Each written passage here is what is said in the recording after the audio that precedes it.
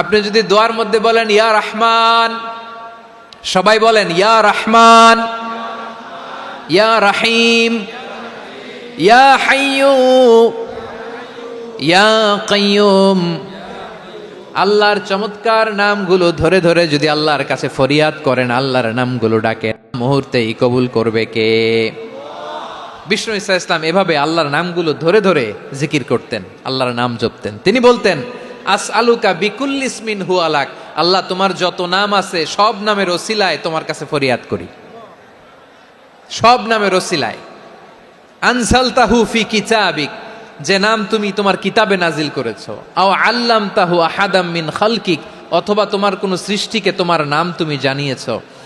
আও ইস্তাসারতা বিহি ফি ইলমিল গায়বি ইনদাক, অথবা গায়েবের জ্ঞানে তুমি তোমার নিজের জন্য ওই নামগুলো সংরক্ষিত রেখে দিয়েছো। সব নামের ওসিলায় তোমার কাছে চাই। সুবহানাল্লাহ পড়েন। তার মানে আল্লাহ তোমার যে নামগুলো আমরা জানি এগুলার ওসিলায়ও চাই, যে নামগুলো আমরা জানি না সেগুলোর ওসিলায়ও চাই। আল্লাহর সব নাম আল্লাহ আমাদেরকে জানায় নাই, কিছু নাম জানিয়েছেন, কিছু নাম তিনি জানান নাই। সুবহানাল্লাহ বলেন।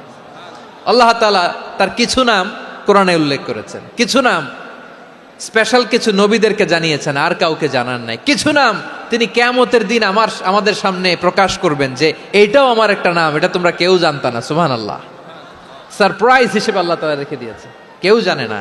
কিয়ামতের দিন আল্লাহ তাআলা সেই নামগুলো জানাবেন।